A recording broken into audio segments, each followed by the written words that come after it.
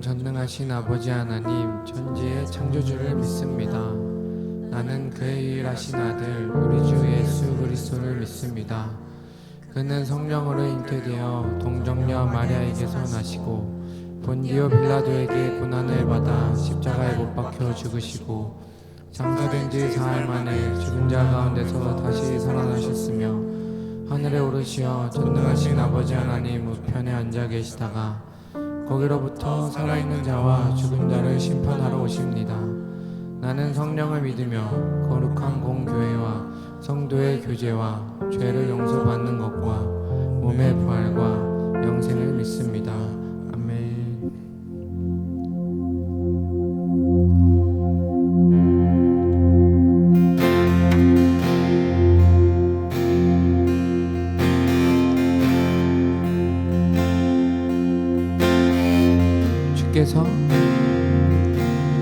주께서 다스리네 내 삶을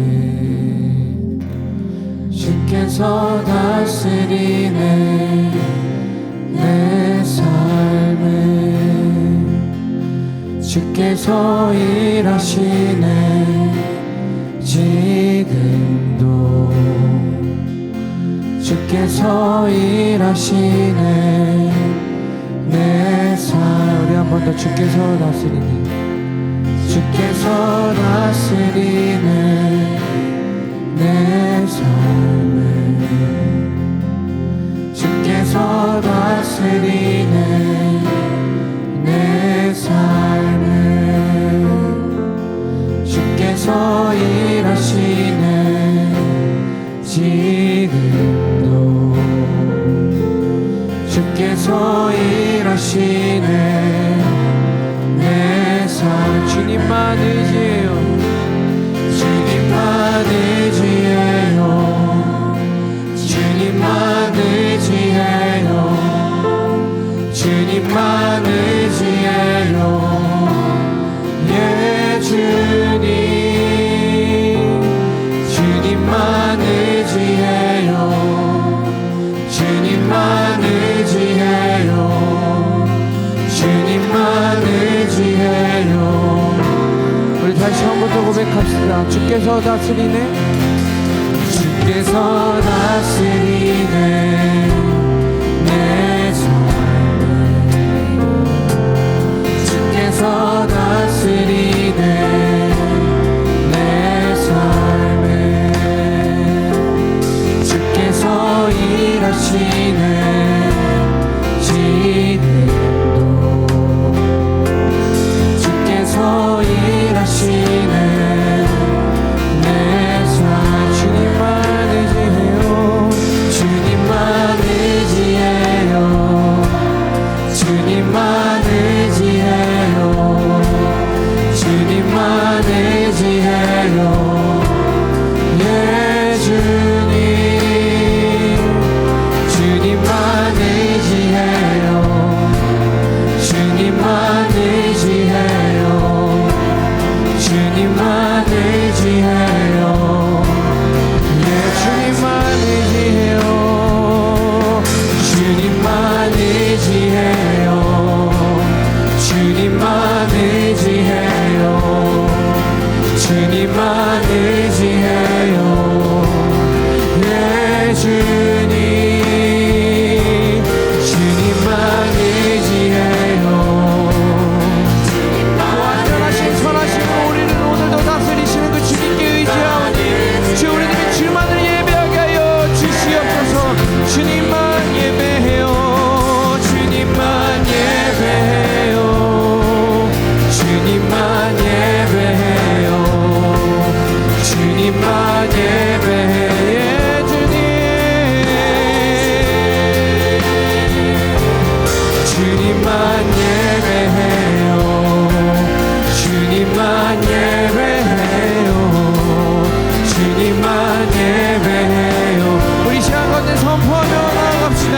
주께서 다스리네 이 땅을 주께서 다스리네 이 땅을 주께서 다스리네 이 땅을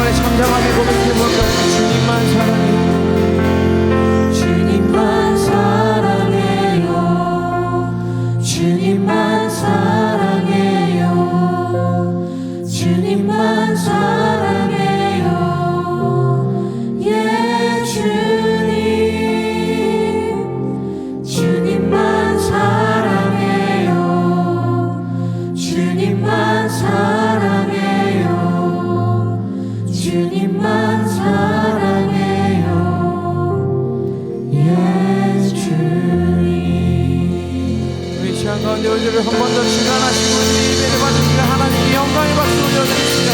할렐루야.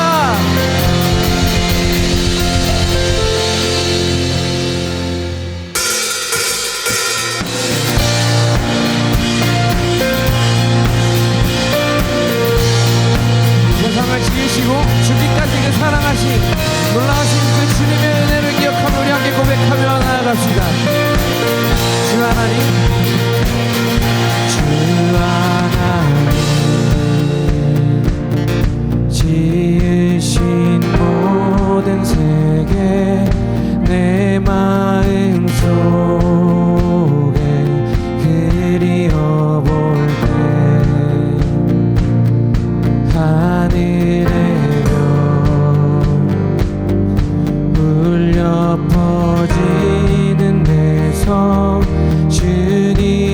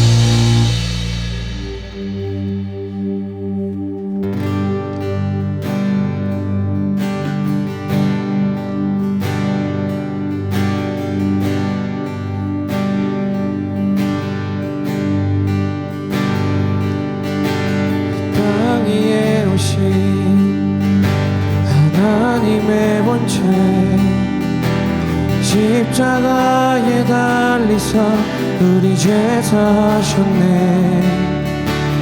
하나님이 그를 지극히 높여 모든 이름 위에 뛰어난 이름을 주사 우리 예수 이름 앞에 절하고 모든 입이 주를 시네. 영광 중에 오실 주를 보리라. 선포해 왕께 만세. 왕께 만세. 존귀와 위엄을 차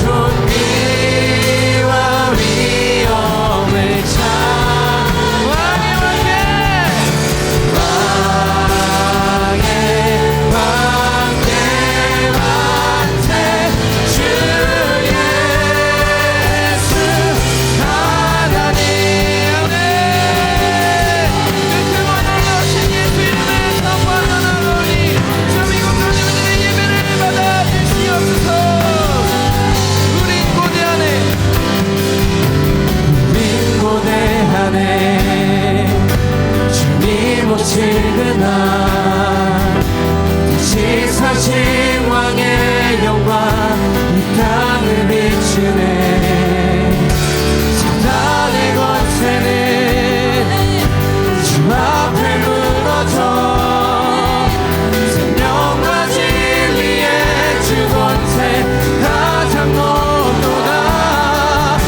우리 예수 이름 앞에 절하고 모든 입이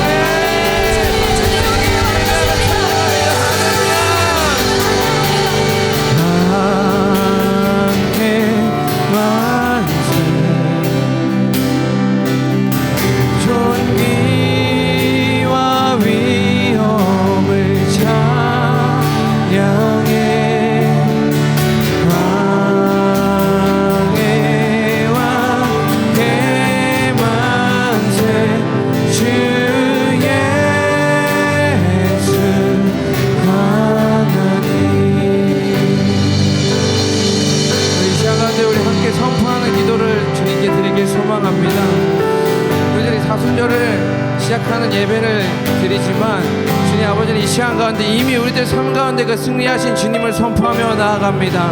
그러니 주님 오늘 예배 가운데서도 그 주님의 보혈 아래 그 주님의 은혜 아래 온전히 승리하신 그 주님을 아버지 하나님 저희들이 기념하고 아버지 저희들이 영광을 올려드리며 함께 예배하오니 주 우리들의 그 모든 승리의 선포를 받아 주시옵소서. 아멘. 우리 이 시간 함께 주 한번 부르짖고 함께 기도하며 나아갑시다. 주여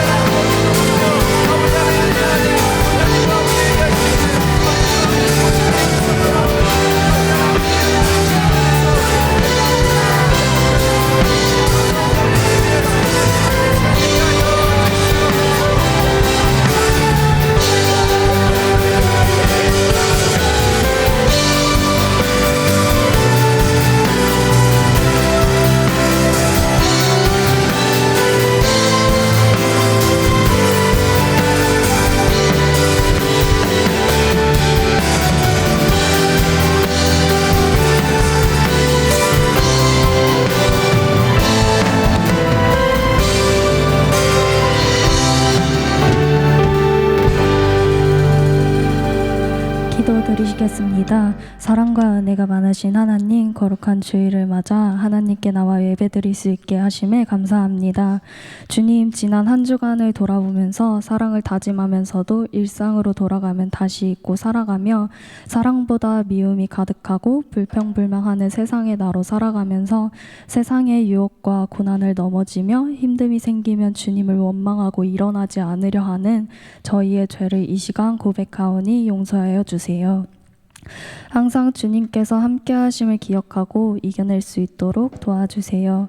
청년부를 위해 기도합니다. 목사님과 전도사님께 영육 간의 강건함을 더하여 주시고 청년부를 위해 애써주시는 장로님과 권사님, 집사님들께 성령님의 함께 하셔서 맡으신 일 모두 잘 해낼 수 있도록 능력 더하여 주세요. 청년부에 세워진 임원단과 리더들, 사역팀들이 있습니다. 모두 주님 안에서 지치지 않는 힘 주시고 청년 한 사람 한 사람을 기억해 주세요. 교회에 나오지 못한 지체들이 있다면 발걸음을 이끌어 주시고 청년부의 모든 지체들이 공동체를 사랑할 수 있는 힘을 주시고 항상 주님 안에서 평안과 자유함을 느낄 수 있도록 인도해 주세요. 말씀을 전하시는 담임 목사님께 성령 충만을 내려주시고 영육 간의 강건을 더하여 주사 말씀을 듣는 청년들에게도 큰 은혜 내려주세요. 사순절과 전도 주간이 시작되었습니다. 사순절 기간 가운데 예수님의 사랑을 잊지 않고 살아갈 수 있는 한 주 한 주가 될 수 있도록 도와주시고 전도주의를 함께하면서 청년부가 부흥하며 청년들이 서로를 더 사랑하고 사랑을 흘려보낼 수 있는 공동체가 될 수 있도록 인도하여 주세요. 주님께서 항상 함께하여 주시고 은혜 충만하여 주님을 더 알아가고 사랑을 느낄 수 있도록 도와주세요. 예수 그리스도의 이름으로 기도드립니다. 아멘.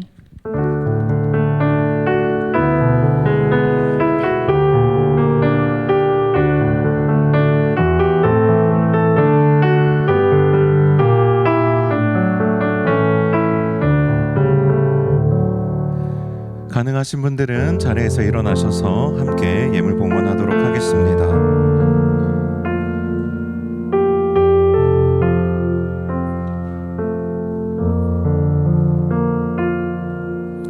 새 계명을 너희에게 주노니 서로 사랑하라. 내가 너희를 사랑한 것 같이 너희도 서로 사랑하라. 너희가 서로 사랑하면 이로써 모든 사람이 너희가 내 제자인 줄 알리라. 아멘. 우리 서로를 바라보면서 먼저 사랑의 나눔 고백하고요. 우리 찬양하는 가운데 예물 봉헌하겠습니다. 서로를 향해서 사랑의 나를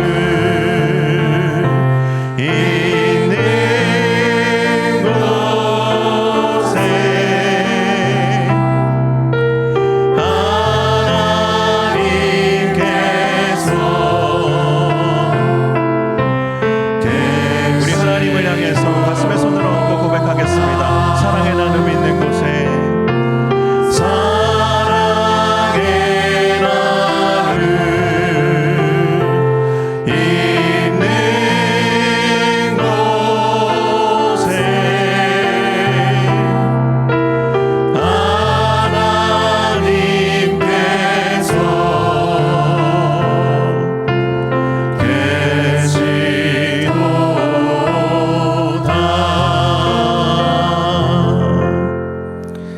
하나님, 이 시간 하나님을 사랑하는 마음과 또 이웃을 사랑하는 마음을 담아 주님께 예물 봉헌하여 올려드립니다.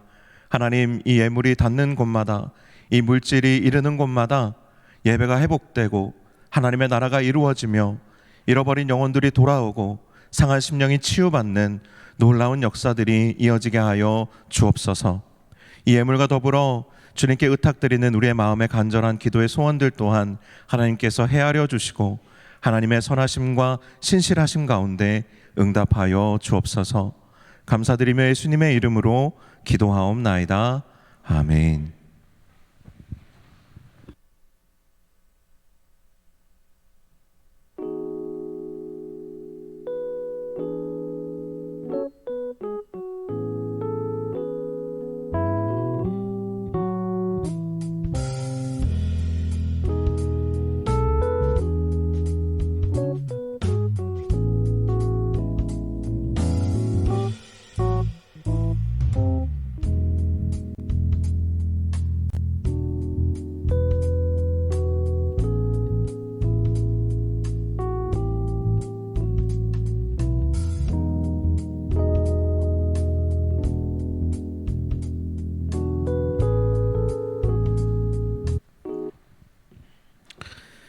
네, 상례 소식이 하나 있습니다.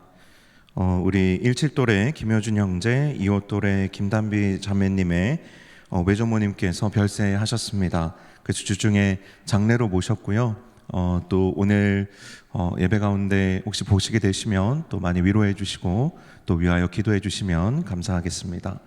몇 가지 광고 전달 드리도록 하겠습니다. 상반기 제자대학을 계속 모집 중에 있습니다.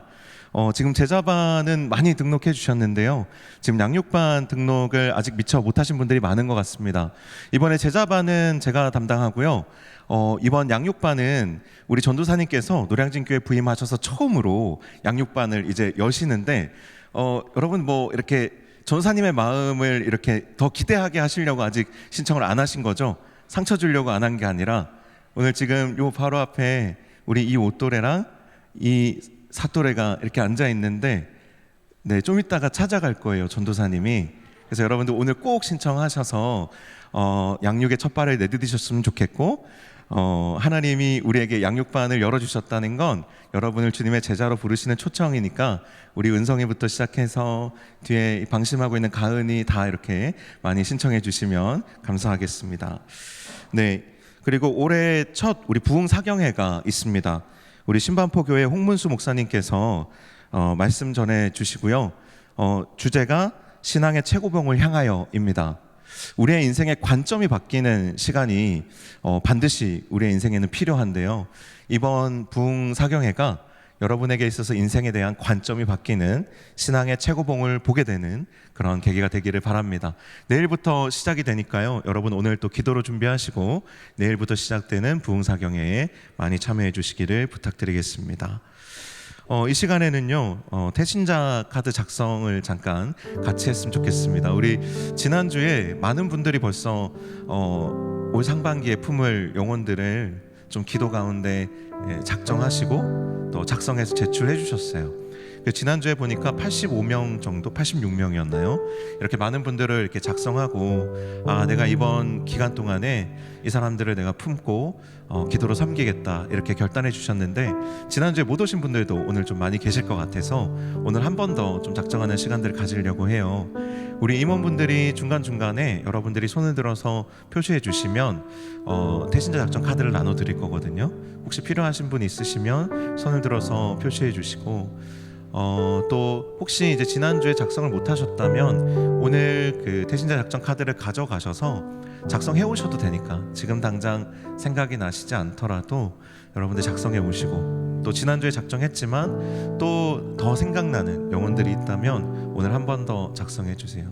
우리 유나자매 요 앞쪽에 한번 확인해 주시겠어요? 조금 앞으로 나오셔서 확인해 주시고 지난주에 작성 못 하신 분들 위주로 오늘 좀 많이 작성해 주시면 좋겠습니다. 그리고 지난주에 작정하신 분들은 그냥 조용히 이렇게 작정한 그 영혼들을 위해서 잠깐 기도하시면서 기다려 주시면 좋을 것 같아요. 이쪽 뒤쪽에도 한 분 계시고요. 네.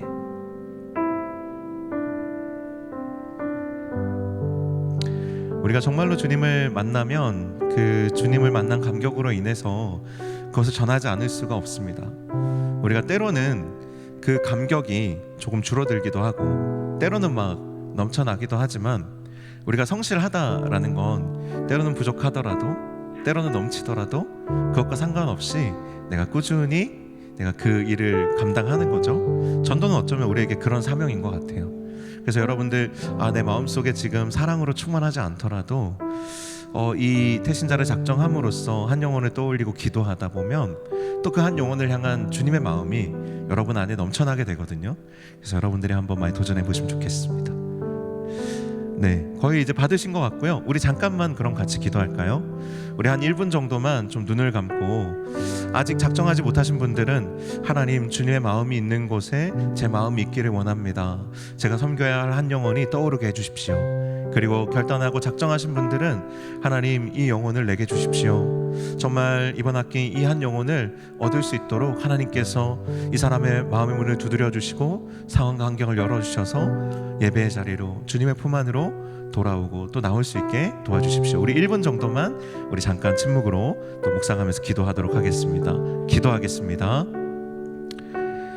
하나님 감사합니다. 우리가 주님의 마음으로 한 영혼의 품기를 소원합니다. 주님께서 이 시간 은혜 주셔서 정말 주님께서 사랑하시는 한 영혼이 우리의 마음에 그림처럼 떠오르게 하시고 정말 하나님, 우리가 주님의 은혜의 구름이 되어서 가서 그들에게 깃들 수 있게 하나님 도와주시고 우리를 통해서 뿌려주시는 그 은혜의 담비로 인하여 그 사랑의 비로 인하여 한 영혼이 살아나고 회복되고 주님께 돌아오는 것을 보는 큰 기쁨이 하나님 우리 안에 충만하게 하여 주시옵소서.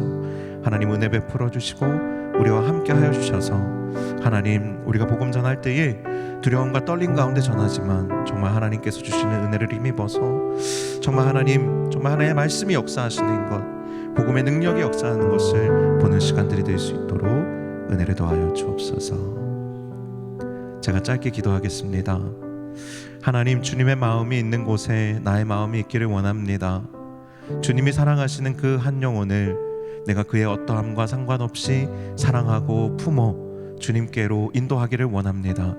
하나님께서 그 길을 열어주시고 또 필요한 모든 지혜와 또 필요한 모든 시간과 또 필요한 모든 물질을 허락하여 주셔서 하나님, 정말 주님께로 이 한 영혼을 초청하고 인도할 때에 잃은 양을 찾기까지 찾으시는 그 주님의 기쁨이 우리에게도 충만하여지도록 하나님 역사하여 주옵소서. 감사드리며 예수님의 이름으로 기도하옵나이다. 아멘. 아멘. 네, 우리가 계속 사순절 챌린지를 통해서도 금요일과 토요일마다 우리가 작정한 영혼들을 위해서 또 주변의 한 영혼을 위해서 기도하고 이 복음 전하는 챌린지를 계속 하고 있어요. 그래서 여러분들 아직 그 사순절 챌린지에 들어오지 않은 분들도 오픈 카톡창이 있거든요. 거기 들어오셔서 함께 매일 말씀 묵상하고 또 하나님께 우리의 또 주님을 향한 사랑을 실천을 통해서 고백할 수 있는 계기가 되었으면 좋겠습니다. 나머지 광고는요, 여러분 주보를 참고하시면 될 것 같습니다. 하나님의 말씀 나누도록 하겠습니다. 오늘 우리에게 주신 하나님의 말씀은 사도행전 1장 6절에서 8절까지의 말씀입니다. 사도행전 1장 6절에서 8절까지의 말씀, 별로 길지 않으니까요, 우리가 한 목소리로 한번 합독하여 읽도록 하겠습니다. 함께 읽겠습니다. 시작. 그들이 모였을 때에 예수께 여쭈어 이르되 주께서 이스라엘 나라를 회복하심이 이때이니까 하니 이르시되 때와 시기는 아버지께서 자기의 권한에 두셨으니 너희가 알 바 아니요 오직 성령이 너희에게 임하시면 너희가 권능을 받고 예루살렘과 온 유대와 사마리아와 땅끝까지 이르러 내 증인이 되리라 하시니라. 아멘.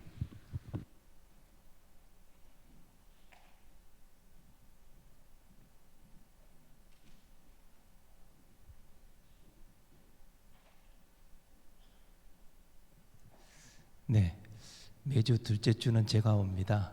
그래서 말씀을 전하는데요. 지난주 수요일부터 사순절이 시작이 되었습니다. 오늘은 사순절 첫째 주일이고요. 교회적으로는 오늘부터 다 함께 행복모이라는 주제를 가지고 8주 동안 교회 전도 사역을 시작을 합니다.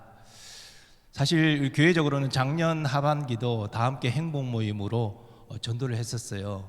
행복 모임이 뭐냐? 여러분 이제 생소할 수 있는데요.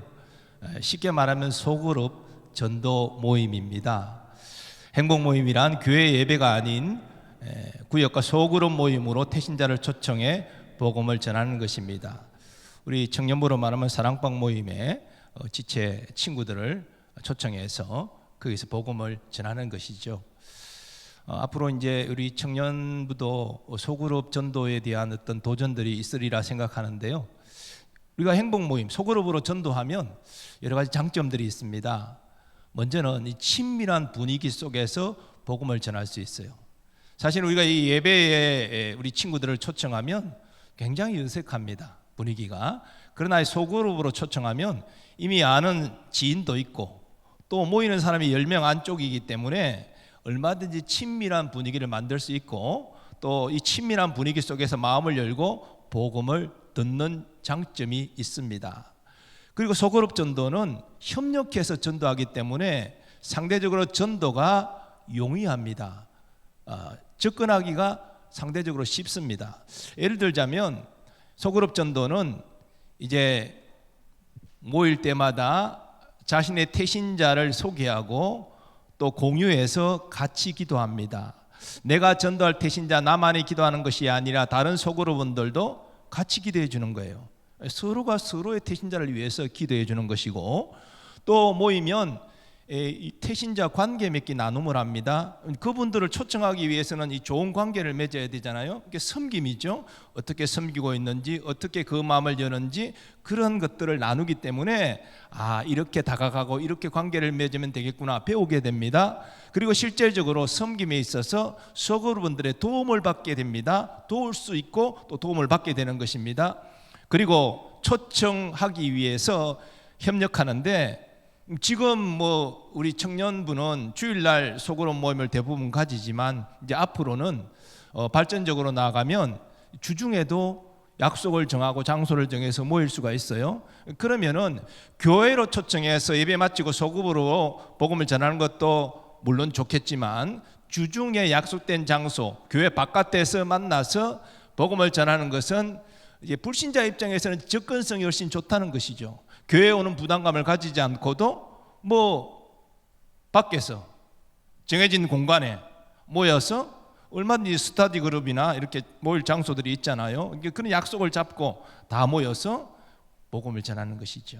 그래서 어떤 분들은 친구를 데리고 오고 어떤 분들은 분위기를 또 화기애애하게 만들기 위해서 게임을 준비해서 진행하고 어떤 분은 찬양을 인도하고 또 어떤 분은 간식을 준비하고 그리고 어떤 분은 간증을 하고 또 준비된 분은 복음을 전하고 이렇게 서로 역할 분담을 해서 함께 전도를 하는 것입니다. 그러면은 내가 모든 것을 개인적으로 다 해야 되는 것보다는 서로 협력해서 전도할 때 훨씬 효과적으로 또 용이하게 다가갈 수 있다라는 것이지요.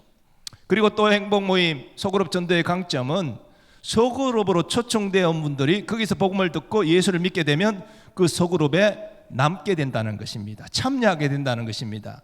소그룹에 정기적으로 참여하게 된다는 것은 청년부 공동체에 정착하는 것을 의미합니다. 많은 사람이 이 예배로 초청되어서 등록을 하지만 소그룹에 정착하지 못하고 시간이 지나면 사라지는 경우도 많습니다. 이 공동체에 정착이 안 된 것이죠. 근데 소그룹으로 전도하면 소그룹에 먼저 친밀함을 느끼고 영적적인 관계가 되기 때문에 소그룹에 정착을 합니다. 그러면 청년 공동체에 당연히 정착을 하는 것이지요. 그래서 이 소그룹 전도는 여러 강점이 있습니다. 물론 이 소그룹으로 모여서 복음은 목사님이 전하는 게 아니라 리더들이 전해야 되기 때문에 그 복음 메시지는 훈련을 해야 되겠죠. 우리 제자반에서 그런 어떤 훈련을 합니다. 행복 모임 실행이라는 책자를 통해서 7가지 복음의 메시지를 훈련하거든요. 그 메시지를 그대로 전하면 돼요. 그렇기 때문에 이것도 우리 청년들이 충분히 훈련할 수 있기 때문에 그 메시지를 그대로 복음을 제시하면 되는 것입니다. 그리고 이제 우리 어른들은 상반기 다 함께 행복 모임을 마무리하는 마지막 주일에 온 가족 참여 예배를 드립니다. 가족들, 신앙생활하지 않는 가족들을 초청해서 온 가족이 함께 예배드리는 그런 주일로 삼게 되는데요. 우리 청년들도 뭐 이번 기회에 부모님 초청해서 같이 예배 드리는 것도 뭐 한번 시도해 볼 만하지 않을까. 왜냐하면 우리 부모님 예수 믿고 구원받는 거 여러분은 간절한 소원이잖아요. 그래서 미리 날짜를 말씀드리고 부모님 초청해서 온 교회가 온 가족 예배 드리는데 한번 우리 제가 섬기는 교회 방문하셔서 같이 예배 드리면 좋겠다라고 그렇게 여러분이 또 맛있는 식사도 사드리고 부탁해서 같이 가족 예배 드리는 것도 좋겠다 그런 생각을 합니다.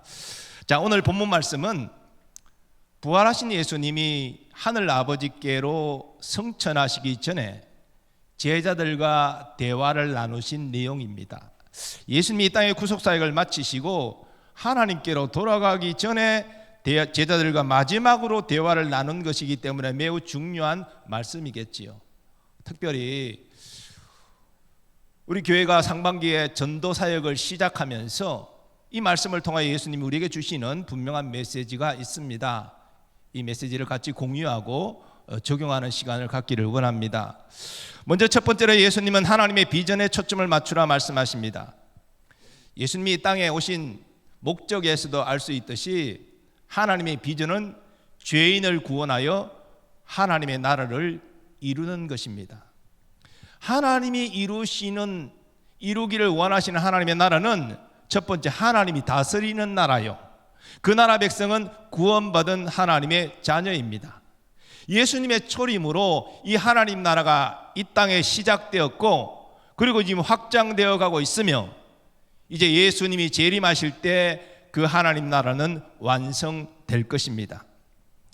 예수님의 공생의 3년 사역을 보면 뭐 예수님이 여러 사역들을 하시고 십자가의 대속과 구원의 문을 여신 사역을 하셨지만 또 중요한 한 가지 사역은 3년 동안 제자들을 양육하신 것입니다. 예수님이 3년 동안 제자들을 양육하신 것은 예수님이 승천하신 이후에 예수님이 이 땅에 안 계시잖아요. 근데 예수님의 하나님 나라 비전을 이어받은 제자들이 하나님 나라를 위하여 이 땅에 헌신하기를 기대하셨기 때문입니다. 그런데 예수님 성천 직전에 있는 이 상황에서 제자들은 하나님 나라에 관심이 없고 이스라엘 나라 회복에 관심이 있었습니다. 그래서 예수님께 이렇게 여쭙습니다. 주께서 이스라엘 나라를 회복하심이 이때니까. 왜 제자들이 예수님께 이런 질문을 하는 것입니까? 물론 어떤 의미에서는 당연하죠. 나라를 잃어본 경험이 있는 우리나라 백성들은 이 나라 잃은 서름을 알잖아요. 그러니까 유대 백성들도 지금 나라를 잃고 로마의 지배 아래에 있으니까 빨리 해방과 독립을 이루어야 되겠다. 그런 소망이 왜 없겠습니까? 당연히 있겠죠. 그러나 제자들이 예수님께 이스라엘 나라의 회복을 여쭌 것은 다른 더 중요한 이유가 있습니다. 그것은 예수님이 이스라엘을 해방하시고 왕이 되시면 예수님을 따르며 고생했던 우리들은 좌의정 우의정이 되어 떵떵거리며 살게 될 것이다. 바로 그런 기대감 때문이었습니다. 예수님이 공생의 3년 동안 제자들에게 하나님 나라를 가르치셨습니다. 예수님의 사역을 통해서 하나님 나라는 이런 것이다 보여주셨습니다. 그리고 예수님이 성천 이후에 하나님 나라 비전을 이어 헌신할 것을 기대하셨습니다. 그런데 제자들은 세상 나라, 그 나라의 부귀 영화를 누리는데 모든 관심이 가 있었다는 것이죠. 그러나 예수님 성천 이후에 하나님 나라 비전은 예수님이 제자들이 이어받아 감당해야 합니다. 하나님이 이 땅의 교회들이 예수님이 여신 하나님 나라 비전을 이어서 헌신하기를 원하십니다. 그것이 하나님의 비전입니다. 사도행전 2장에 보면 오순절 성령 강림을 통해서 예루살렘 교회가 시작이 되죠. 이 예루살렘 교회는 수년이 지나면서 수만 명의 성도로 성장합니다. 그리고 사도행전 7장에 보면 스데반 집사가 순교를 하죠. 그때부터 본격적인 박해가 교회에 임하게 되고 사도들 외에 모든 성도들이 흩어지게 됩니다. 박해 때문에. 그러나 흩어지면서 유대와 사마리아 지역에 복음을 전하게 되죠. 그리고 사도행전 13장에 보면 안디옥 교회에서 바나바와 바울을 선교사로 파송하여 이방 민족에게 복음이 본격적으로 전해지게 됩니다. 바울은 세 차례 전도 여행을 통해서 이방 지역에 많은 교회들을 세웠지요. 이런 하나님 나라 확장의 역사는 사도행전 28장으로 끝나지만 그 이후에도 계속 하나님 나라 확장의 사역들은 지속이 되었습니다. 로마가 주 313년에 드디어 기독교를 공인하고 이제는 신앙의 자유가 획득되었습니다. 더 활발하게 복음이 전거되기 시작했습니다. 유럽 지역에 복음이 전거되고 복음은 대서양을 넘어 아메리카로 전해지고 태평양을 넘어 대한민국에도 전해진 것이죠. 그래서 복음의 볼모지였던 우리나라에 복음이 전해졌기 때문에 하나님 나라가 심겨졌기 때문에 오늘 우리가 예수 믿고 이 자리에서 예배 드리는 것입니다. 그리고 하나님 나라는 지금도 확장되고 있습니다. 공산주의 국가인 중국에서도 계속 복음은 확장되고 있고 특별히 아프리카와 남미 지역에서는 교회가 부흥하고 있다고 합니다. 그리고 이슬람 국가에도 하나님 나라가 전파되고 있습니다. 선교사님들이 여러 박해와 또 여러 고초를 겪으면서도 포기하지 않고 이슬람권에 가서 그 나라 복음을 위하여 초계같이 자신의 몸을 불살라 헌신하고 있는 것입니다. 그래서 하나님 나라는 지금도 확장되어 가고 있습니다. 이제는 하나님께서 우리가 이 하나님 나라의 비전을 이어받기를 원하십니다. 여러분은 어떤 비전을 품고 살고 있습니까? 아직 젊으니까 꿈도 많고 또 이루고자 하는 것도 참 많겠지요. 그러나 우리 인생의 진정한 의미와 목적은 하나님과의 관계에서 우리는 설정해야 됩니다. 왜냐하면 우리는 하나님이 지으신 피조물이요 하나님의 은혜로 구원받고 언젠가 하나님 앞에 서서 판단과 그리고 심판을 받아야 되기 때문입니다. 그러니 하나님의 뜻이 어디에 있는지를 우리는 생각하고 그 뜻을 따라 살아갈 때 진정한 행복과 만족을 누릴 수 있는 것이지요. 그러므로 하나님 나라 비전이 여러분의 비전이 될 수 있기를 바랍니다. 예수님께서 먼저 하나님 나라와 하나님의 의를 구하라. 그래야만 이 모든 것을 주께서 너에게 더하여 주시리라 약속하여 주셨잖아요. 그래서 하나님 나라가 그 하나님의 비전이 나의 비전이 될 때에 우리는 하나님의 함께 하심과 인도하심을 경험하게 되는 것입니다. 예수님은 잃어버린 영혼을 구원하는 하나님의 비전을 위하여 이 땅에 오셔서 사셨고 죽으시고 부활하셨습니다. 그리고 이제 아버지께로 돌아가기 직전의 제자들에게 하나님 나라 비전을 주시고 그 비전을 위하여 헌신할 것을 말씀하십니다. 그러므로 이제 우리가 하나님 나라의 비전을 품고 헌신하기를 원합니다. 그때 나의 삶 가운데 함께 하시고 나를 도우시는 예수님을 경험하게 될 것이고 그리고 예수님이 주시는 기쁨과 만족을 누리게 될 것입니다. 언젠가 또 주님 앞에 설 때 착하고 충성된 종아 칭찬 듣고 바울처럼 상급과 면류관의 주인공이 될 줄 믿습니다. 우리 청년들에게도 하나님 나라를 품는 그 나라를 사모하고 헌신하는 그런 은혜의 역사가 있기를 간절히 소망합니다. 두 번째로 예수님은 복음의 증인이 되라 말씀하십니다. 자, 하나님 나라 비전을 이루려면 누군가가 복음을 전해야 되죠. 앞에 말씀드린 하나님 나라는 하나님이 다스리시는 나라, 하나님의 백성으로 이루어진 나라라고 말씀했습니다. 이 나라가 확장되려고 하면 예수 믿는 사람이 늘어나야 되잖아요. 그러면 누가 예수를 믿게? 우리가 복음을 전해야 예수 믿는 자들이 나오지 않습니까? 복음을 듣지 아니하면 예수 믿는 사람이 나올 수가 없잖아요. 그래서 예수님께서 올 성천 직전에 제자들에게 말씀하신 것입니다. 오직 성령이 너희에게 임하시면 너희가 권능을 받고 예루살렘과 온 유대와 사마리아와 땅끝까지 이르러 내 증인이 되리라. 복음의 증인. 복음이 무엇입니까? 어떤 죄인이라도 예수 믿으면 구원받는다. 이게 복음이잖아요.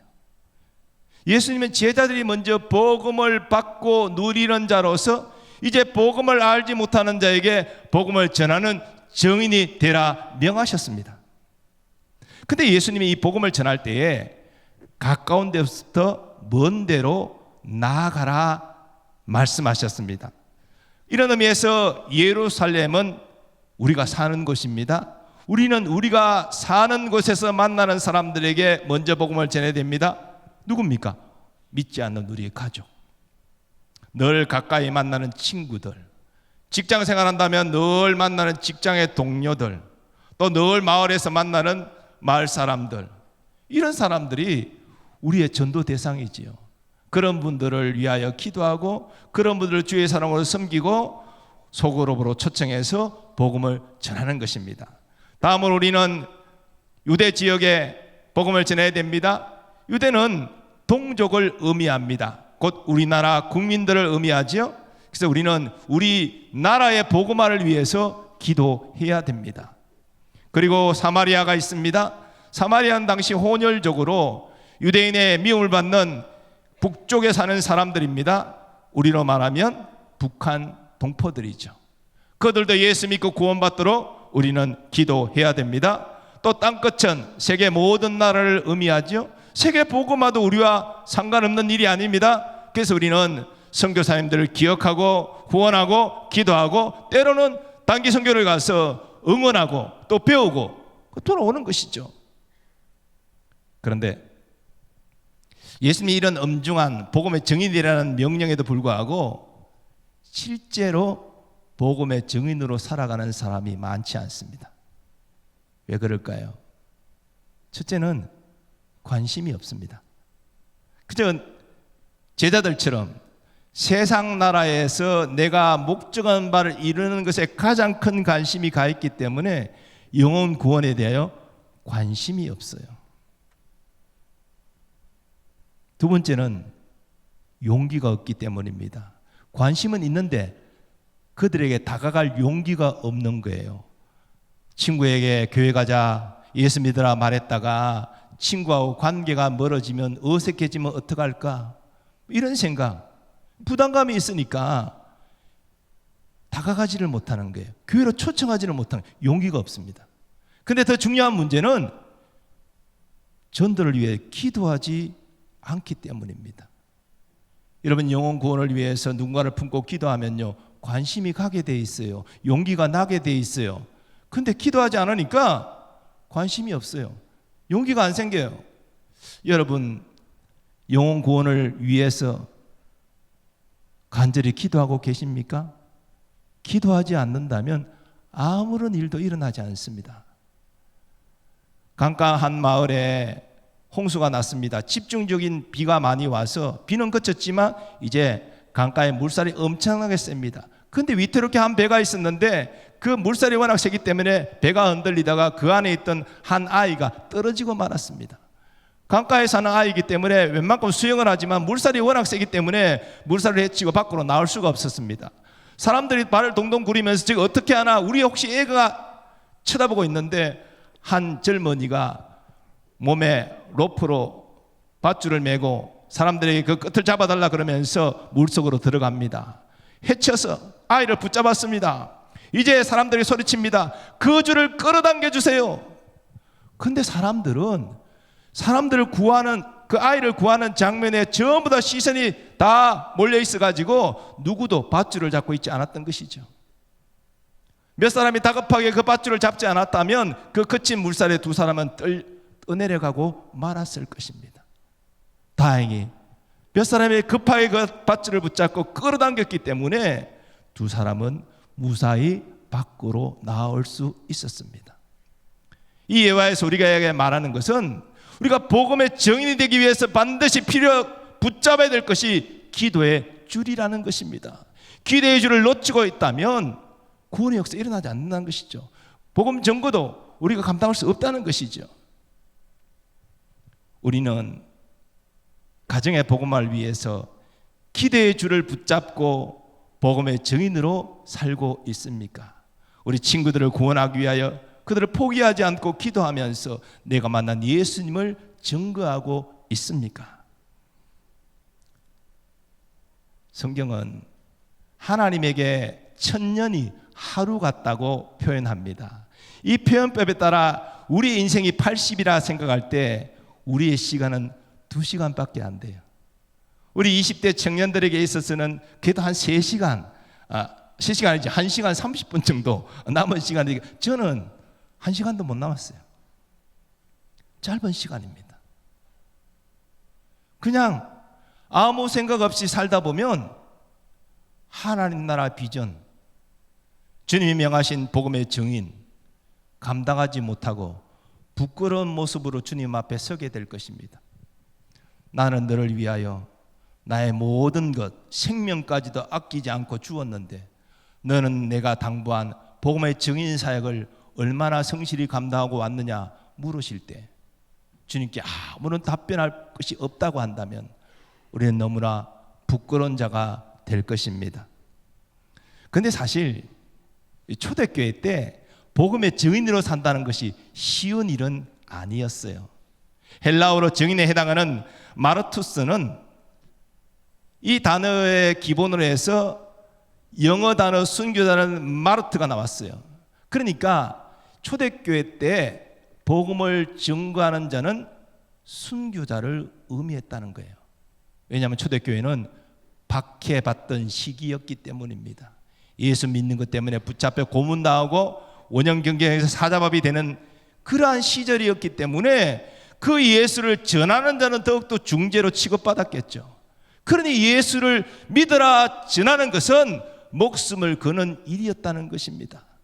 그러나 지금은 초대교회가 아니잖아요. 신앙의 자유가 있는 대한민국에서 우리는 살고 있잖아요. 예수 믿어라 전도하는 것 때문에 감옥 가고 죽임 당하는 일은 일어나지 않습니다. 물론 어려움은 당하겠죠. 어려움 당하겠죠. 그러나 증인이 된다는 것은 그런 것입니다. 아무 어려움도 당하지 않는 것이 아니라 내가 예수 복음 전하는 것 때문에 어려움을 당할 것을 각오하는 것이 증인의 삶이라는 것입니다. 내가 만난 예수님을 전하는 것은 그와 같은 어려움을 인내하는 것이죠. 받아들이는 것이죠. 그럴 때 우리는 예수님이 함께 하시는 복된 경험을 할 수 있는 것입니다. 이번 전도 행사를 시작하면서 어려움이 있다 할지라도 한 영혼을 품고 끝까지 기도해 주시기 바라고 그 친구를 초청하고 그리고 내가 만난 예수님을 전하는 복음의 증인으로 행하는 우리 모든 청년들 되시기를 예수님의 이름으로 축원합니다. 그 다음에 세 번째로 예수님은 성령님을 의지하라 말씀하십니다. 예수님께서 제자들에게 복음의 증인되라 명하시면서 동시에 말씀하신 것이 이 일을 감당하기 위해서는 성령의 권능을 받아야 된다라고 말씀하십니다. 오직 성령이 너희에게 임하시면 너희가 권능을 받고 내 증인이 되리라. 그러니까 복음의 증인되는 것과 성령의 권능은 연결되어 있다는 것이지요.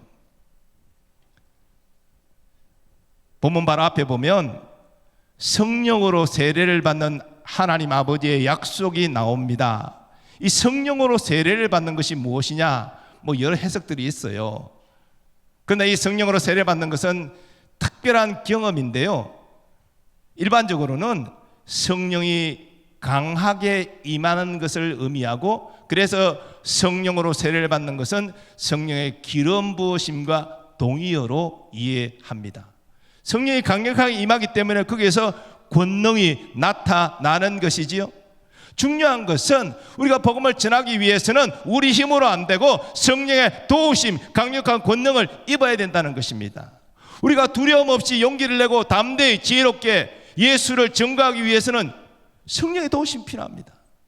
복음을 듣는 사람이 마음의 문을 열고 예수를 영접하기 위해서도 성령의 역사가 필요한 것입니다. 예수님은 제자들에게 예루살렘 떠나지 말고 아버지께서 약속하신 것을 기다리라 명하셨는데, 그때 120명의 제자들은 예루살렘에 모여서 간절히 기도했습니다. 그래서 열흘이 지난 오순절에 성령이 임하시고 저들이 성령으로 충만하여 강력한 복음 전도자가 되었습니다. 예루살렘 교회는 부흥하기 어려운 환경 가운데 있었습니다. 예루살렘 주민들이 어떤 사람입니까? 예수님을 미워하고 죽이는 일에 앞장섰던 철저한 유대 교인들입니다. 그래서 나사렛 예수가 처음에는 유대교의 한 분파처럼 이해되었지만 알고 보니 아니다, 이렇게 해서 예수를 미워하여 죽였고, 그리고 예수 믿는 성도들을 박해하기 시작했습니다. 집안에서 내쫓아내고, 그리고 붙잡아 때리고, 어떤 이들은 순교당했습니다. 예루살렘 교회는 부흥할 수 있는 환경이 아니었어요. 그리고 그 교회는 교회 건물도 없었습니다. 뭘 보더라도 어떻게 예루살렘 교회가 부흥합니까? 그런데 수년이 지나면서 수만 명의 성도로 부흥했습니다. 오늘날 한국 교회 안에는 포기하는 이들이 늘고 있습니다. 우리나라가 선진국이 됐는데, 선진국이 되면 일반적으로 종교에 대한 관심이 사람들이 없어지고 여가 생활을 즐기는데 집중하게 됩니다. 그러니 교회뿐 아니라 성당도 절도 다 신도수가 줄어들 수밖에 없는, 그게 다 선진국에서 다 경험했던 일들입니다. 지금 우리나라는 그 과정을 겪고 있기 때문에 교회는 부흥할 수 없습니다. 전도에도요, 사람들 반응하지 않아요. 헛수고하는 거예요. 그리고 우리 노량진 교회만 하더라도, 사실 주일날만 하더라도 주차 전쟁입니다. 우리 청년들 차로 가죠. 주차하는 분들은 뭐 어떨지 모르겠습니다만은 하여튼 2부 3부 주차 전쟁이에요. 지금도 주차 공간이 부족한데, 아니 새가족들이 더 많이 와서 교회가 부흥하면 어디다 주차하란 말입니까?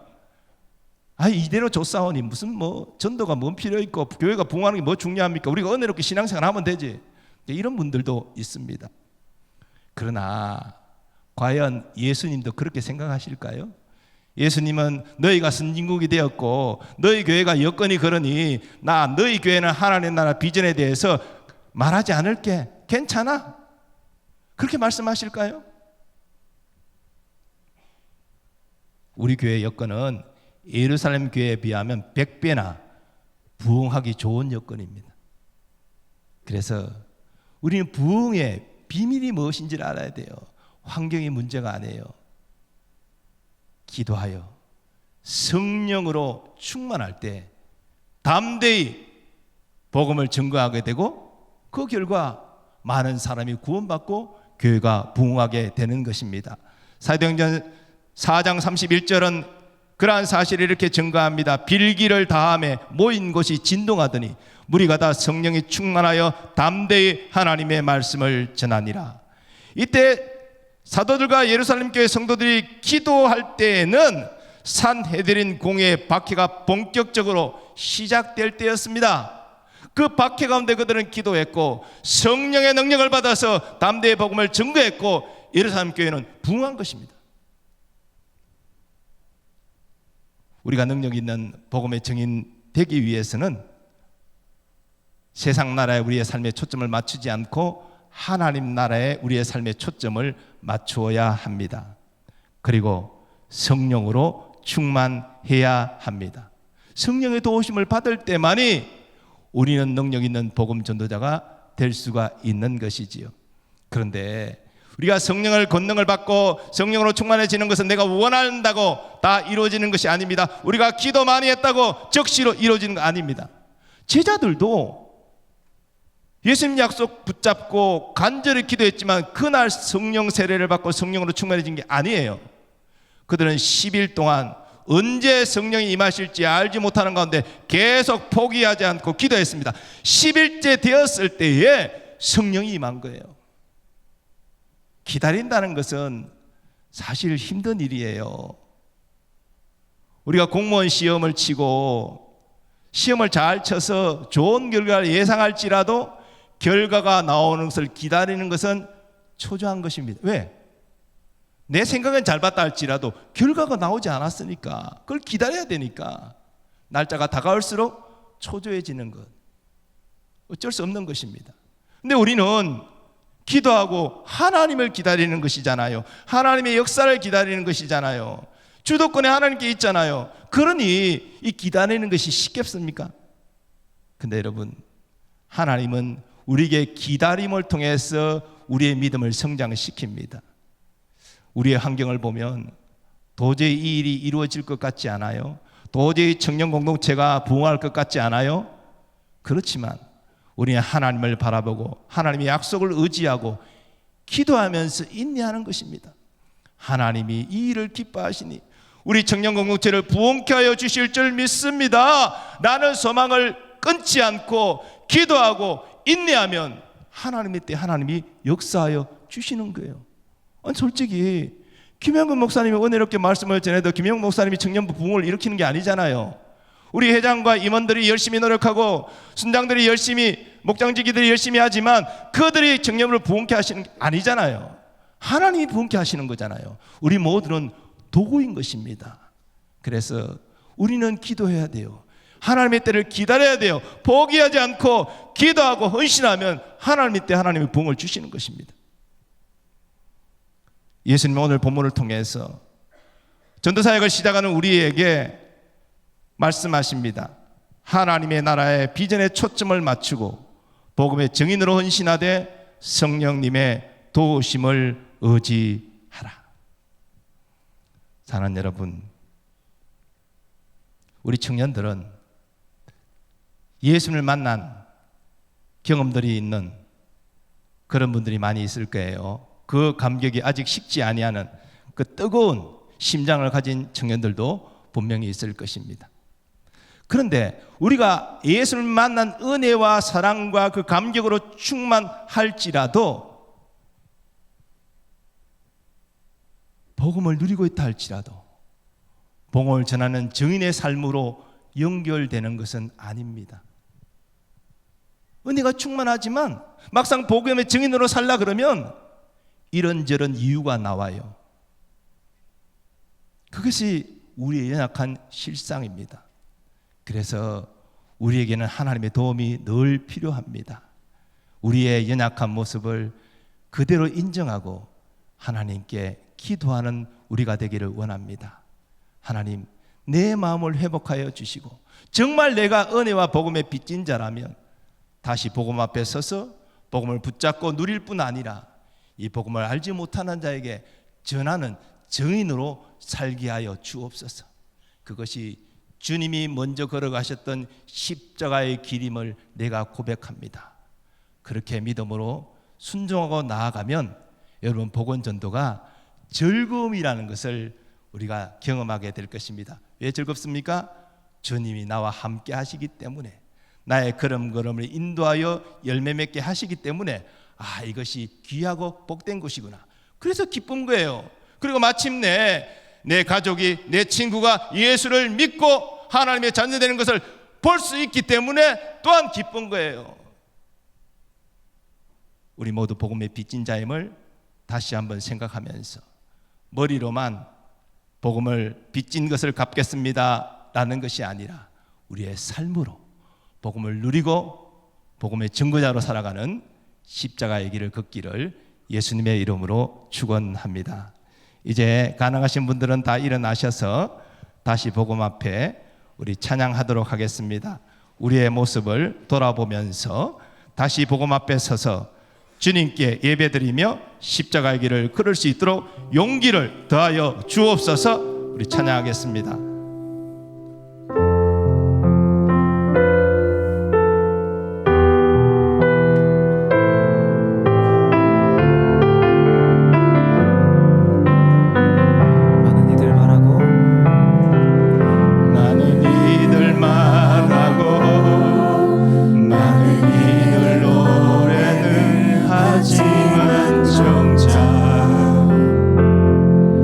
가지 않는 길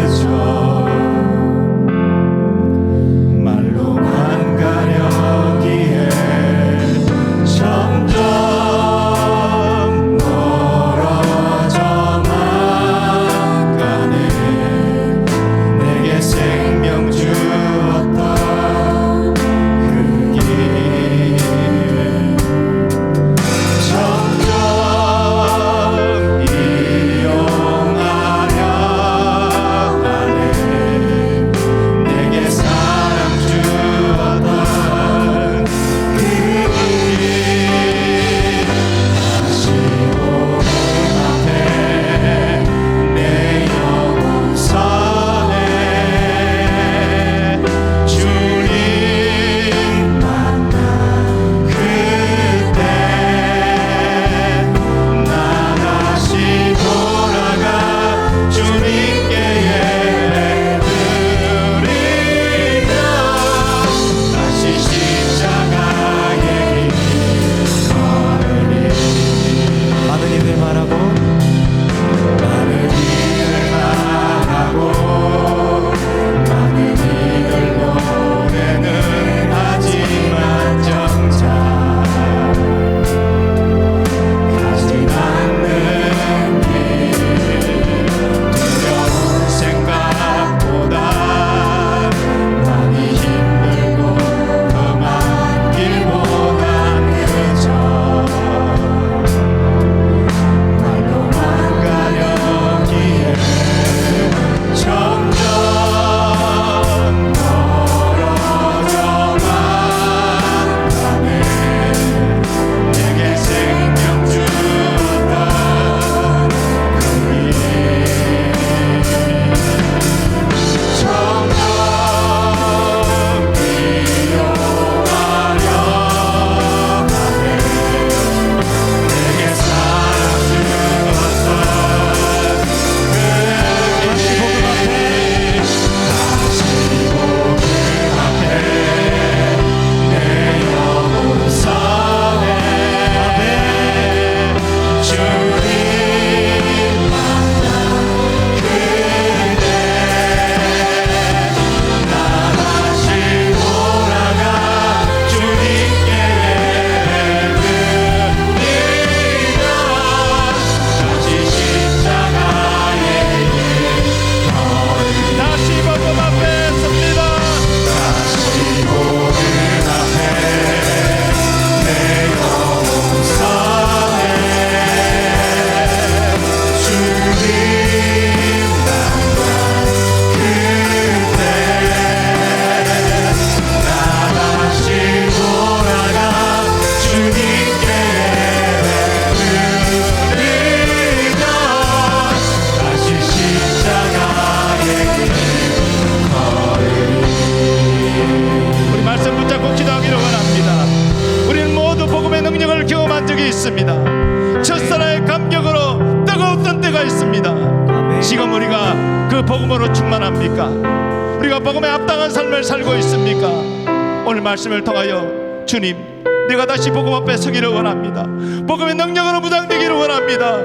주님이 그렇게 원하셨던 복음의 증인으로 십자가의 길을 걷기를 원합니다. 아멘. 주여 나를 회복하여 주시옵소서. 아멘. 통성으로 기도합니다. 주여 예수 복음으로 우리 하나님의 전도 삼아주심을 감사합니다.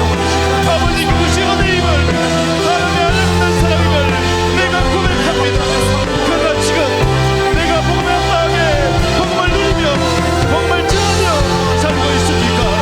오늘 말씀을 통해서 우리 자신을 돌아보면서 주여 이제는 복음 앞에 다시 믿음으로 서기를 원합니다.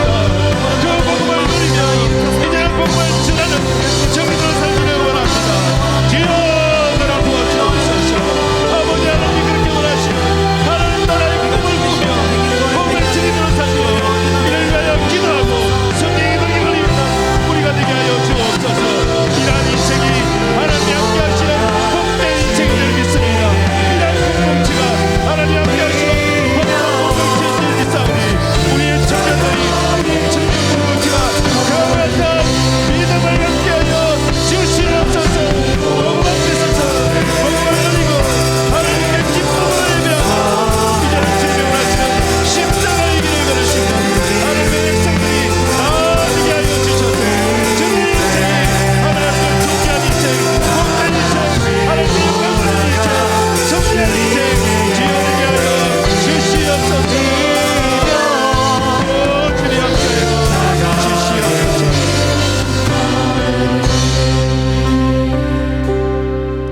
거룩하신 하나님,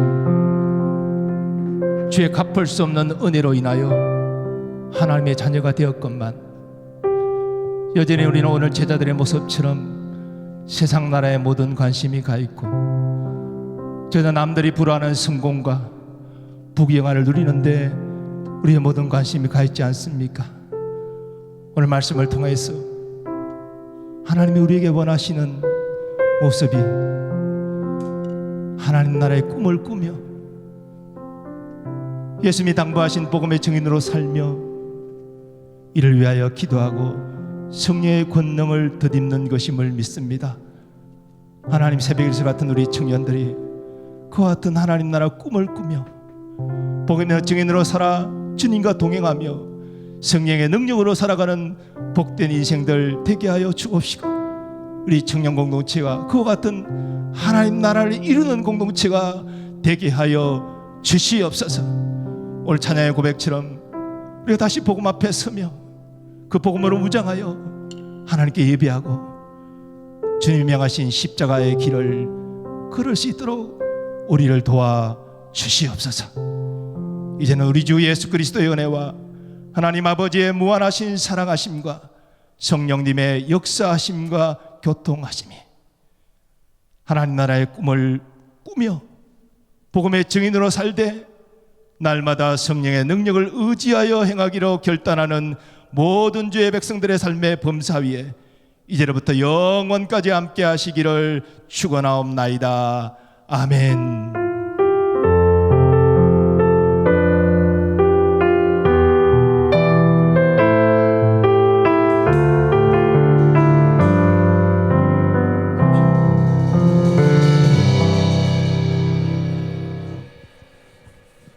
안녕하세요. 새가족부 등반식 진행하도록 하겠습니다. 오늘 등반하신 이일돌의 장강희 자매님 우수연 사랑방으로 등반하시고 서무원 형제님 김혜랑 사랑방으로 등반하게 되셨습니다. 등반하신 새가족분들과 선장님 그리고 새가족부 리더님들 앞으로 나와주세요.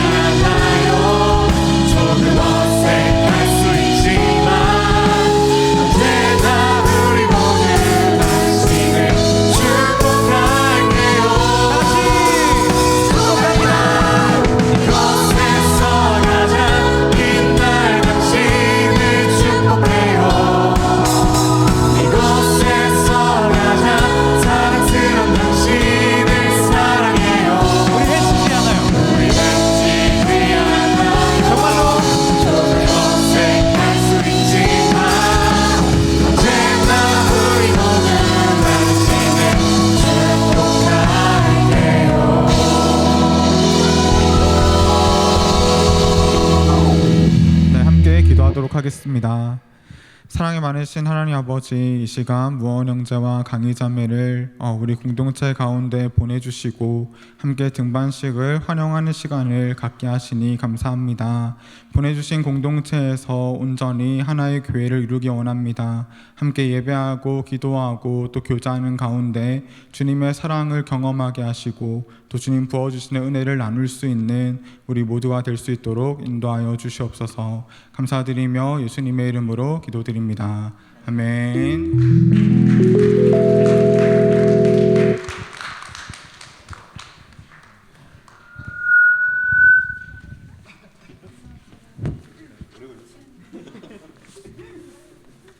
네, 여러분 안녕하세요. 감사합니다. 매주 나올 때마다 말씀드리는 것 같은데 오늘은 미세먼지는 괜찮대요. 근데 초미세가 안 좋답니다. 네, 오늘도 마스크 꼭 껴주시고요. 그럼에도 또래를 향한 저희의 사랑은 멈출 수 없네. 감사합니다. 네, 멈출 수 없죠. 오늘 또래 모임 예정되어 있습니다. 이렇게 또래끼리 앉아 계신 모습 보니까 더욱더 사랑하는 마음을 저도 멈출 수 없을 것 같은데요. 오늘 저희 태신자 작성하신 분들 임원단 분들께서 돌아다니면서 걷어주실 거니까 지금 돌아다닐 때 놀라지 마시고 반납해 주시면 되겠고요. 저희 청년부 사순절 묵상 챌린지를 계속 오픈 채팅방 통해서 하고 있습니다. 그래서 열심히 참여해 주시면서 같이 나눔도 하고 사순절에 주님 또 예수님의 그런 사랑을 같이 나눴으면 좋겠습니다. 그리고 저희가 사순절 행사하고 전도주일 행사를 같이 진행한다고 말씀을 드렸었어요. 그래서 사순절 하면서 묵상하면서 느꼈던 그런 것들을 동기부여 삼아서 전도주일에는 우리가 여러 가지 금식 테마에 맞는 행사를 좀 진행을 해볼까 하는데, 그중 첫 번째로 노방전도를 나가볼까 합니다. 저희 이번에는 3월 17일 월요일에 저녁 7시 30분에 다 퇴근하시고 오실 수 있게끔 시간 짰고요. 숭실대에서 진행할 예정이니까 7시 30분까지 숭실대로 오시면 되는데, 혹시나 교회에서 같이 가고 싶다, 뭐 교회 집합은 몇 시냐라고 물어보시면 저희는 교회에서 7시 15분에 모여서 갈 예정입니다. 그래서 목사님하고 저희 임원단하고 같이 출발하실 거면 교회로 저녁 7시 15분까지 오시면 되고, 만약 그냥 숭실대로 가겠다 하면은 저녁 7시 30분까지 숭실대로 오시면 되겠습니다. 그리고 그 신청을 이번에는 받으려고 해요. 그래서 구글 폼을 보내드릴 건데, 구글 폼은 주중에 리더들 통해서 저희가 배포해드릴 예정이니까 가실 의향이 있으시면은 많이들 좀 참석해 주시면 감사하겠습니다. 그 다음에 하나 중요한 것도 공지 드릴게요. 저희가 청년부 주차 관련해서 제가 주차 차량부 그 장로님을 좀 만나서 이야기를 해봤는데, 마당 쪽에 주차하시는 분들이 좀 계시다고 하시는데, 마당에 주차를 하시면은 3부나 2부 때 예배를 드리고 나가셔야 하는 분들이 간혹 가다가 못 나가시는 경우가 있다고 하시더라고요. 그래서 차를 갖고 오시는 분들의 경우에는 되도록이면은 저희 교회 주차장, 지하 주차장을 좀 이용해 주시면은 감사하겠다는 말씀 전해드리고요. 저희 오늘 사실 담임 목사님이 계셔서 제가 구호를 제가 사랑이 이기고 하면은 기도가 미래다를 하려고 했는데 가셔버렸어요. 그래도 한번 영상 통해서 확인하라고 전해드릴 테니까 저희 한번 했으면 좋겠습니다. 제가 선창으로 사랑이 이기고 하면은 후창으로 기도가 미래다 해주시면 됩니다. 하고 또래 모임으로 흩어지도록 하겠습니다.